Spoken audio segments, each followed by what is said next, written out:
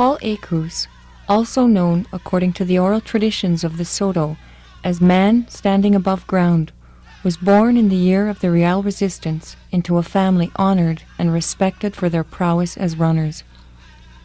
His father, the first man to be named Écus, or Flying Bird, was given the Christian name Samuel. Many of the old people say when Samuel ran, his feet barely touched the ground. Others know the name Samuel Écus from a legend that has been told and retold many times. According to the legend, Samuel chased down 7 elk from the Moose Mountain area to the old Indian agency at the eastern end of Crooked Lake, a distance of more than 70 miles. There he secured ammunition, slew his prey, and thereafter shared his abundant wealth with the people. Samuel's father, known among the Soto as one of the great buffalo runners, was given the name Quewich. His name, Quewich, calls to mind the rolling thunder sound of the buffalo as they stampeded over the prairies during the hunt. The old people tell us that during the hunt, Quewich, cloaked in one of the buffalo robes, ran alongside them, luring them into an enclosure and making them easy targets for the hunters. By the time Paul began to run, the mighty buffalo had disappeared, and his people were placed on reserves and children in residential schools. As a student, Paul attended the Capel Industrial School, where he was taught farming methods and indoctrinated in the Catholic religion. Although a Christian, Paul never forgot the ways of his own people and continued as a grass dancer and a participant in the Sundance ceremony. Professionally, when he ran in races, he wore an eagle plume attached to his back and moccasins on his feet. Prior to 1908, Paul competed in only local competitions, and he always came away a champion. In 1908, on Victoria Day, he ran a 5-mile race in Summerberry against runners from all over Saskatchewan, winning easily in under 28 minutes.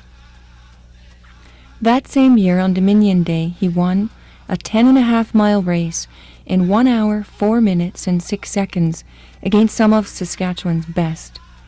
After that, Paul rode home a local hero, and many among the racing establishments were eager to send him to Hamilton, Ontario, the center of racing in the East. Supported and trained by the likes of W.J. Billy Pat Patterson, who later became Premier and Lieutenant Governor of Saskatchewan, as well as William McLeod, Paul turned professional in April 1909.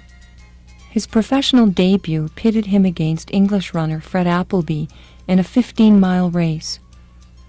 Écus, who finished the May 17th race in a world record time, 1 hour, 22 minutes, and 22 seconds, earned himself $500 and the respect of his competitor. Appleby was quoted as saying, "It was the fastest race I have ever run since I broke the world record against Shrub." His trainer, S.J. Merrifield, bragged to a Winnipeg Free Press reporter that Écus has come on wonderfully in the last few months, running 26 miles and finishing strong. A week later, in a rematch, however, a gambling enthusiast threw thumbtacks on the racetrack, and Appleby was able to emerge the winner. Although he ran many professional races, Paul is most noted for his victory over the then popular champion, Tom Longboat. And many among the racing establishment were anxious to get the two together. The race, which finally took place in the Riverdale rink on March 30th, 1910, was billed the Redskin Running Championship of the World. Écus came away from this race as a champion and with a reputation as the fastest runner in the world. Shortly after the race, Écus announced that he would retire. He returned home to his wife Madeleine, who he raised 9 children with.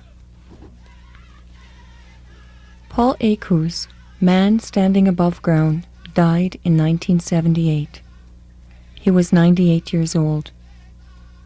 He was inducted into the Saskatchewan Sports Hall of Fame. Also, portraits of his father Samuel Écus and grandfather Quewich hang in the legislative buildings in Regina.